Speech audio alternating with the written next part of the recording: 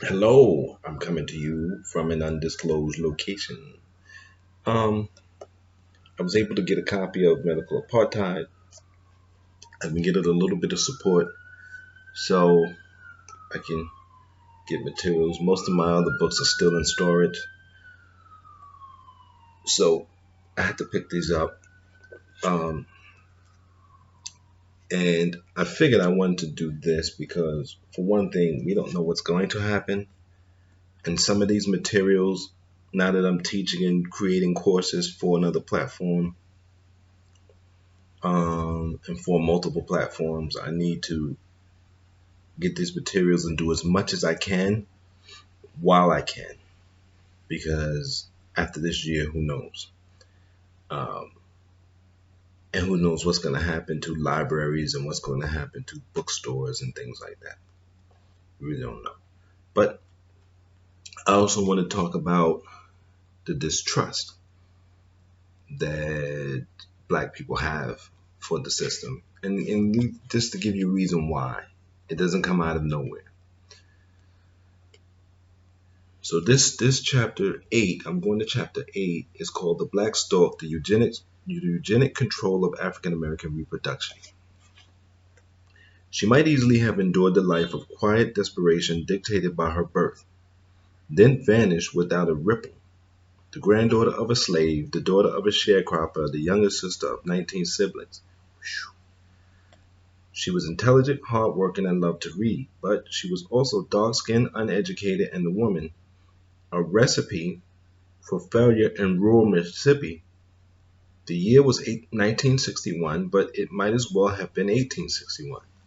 I feel like that now.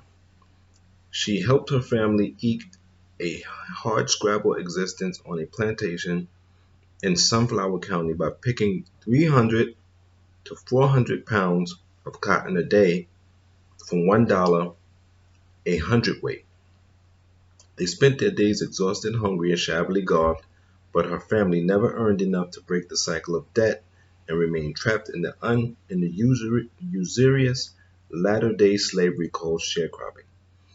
But she was not angry, a deeply religious person. She focused her energies on helping others and eagerly awaited the day she would have her own family. Her name was Fannie Lou Hamer. One day in 1961, Hamer entered the hospital to have a knot on my stomach, probably a benign uterine fibroid tumor, removed. She then returned to her family's shack on the plantation to recuperate, but the big house ominous tidings circulated. The owner's wife, Vera Alicia Marlowe, was a cousin of the surgeon who had treated Hamer. Marlowe gossiped to the cook that Hamer had lost more than a tumor while unconscious.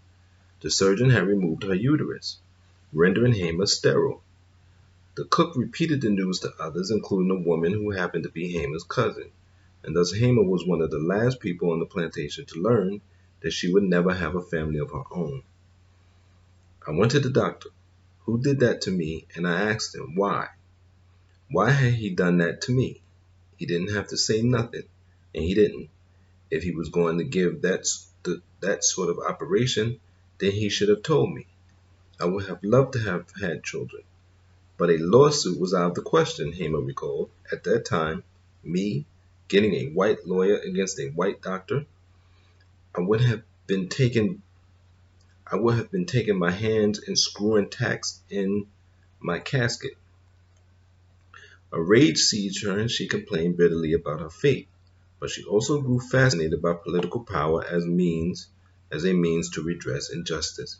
And soon she did the unthinkable. She tried to register to vote, but she was rejected at the polling booth. And when she arrived home, the angry owner threw her off the plantation where she had lived for 19 years. It didn't matter because Hamer was no longer a sharecropper. She was now an uncompromising political dynamo who would become one of the most powerful leaders and symbols of the Southern Civil Rights Movement. She also spoke of her Mississippi appendectomy as the galvanizing force that propelled her into a national leadership role, and she always spoke regretfully of the children she would never have. She was a lifelong opponent of birth control. Evolutionary laggards. The 20th century saw the dawn of the medical philosophy eugenics, derived from the Greek word eugenes, meaning well-born. The word was coined by Francois Galton, a cousin of Charles Darwin. Between 1900 and 1910, geneticists discovered human traits that adhered to a Mendelian pattern of inheritance, one in which the breeding of two carrier parents resulted in a mathematical predictable mixture of well, ill, and carrier offspring. Several metabolic conditions were among these Mendelian discoveries, including sickle cell anemia, red-green color blindness, and polydactyly, having more than the normal number of fingers and toes. The birth of an affected child from unaffected parents signaled that the parents were carriers. We're going to go on tomorrow to read some more. It's very important that we understand the history of that, so that we understand why people are scared to take doctors' words for anything, especially black people. Good to read to you. I hope I can continue to read to you. I will continue to read to you as long as I can. I need your support, though. Support the platforms, and take care of each other, take care of yourselves, take care of your mind, your body, and be safe.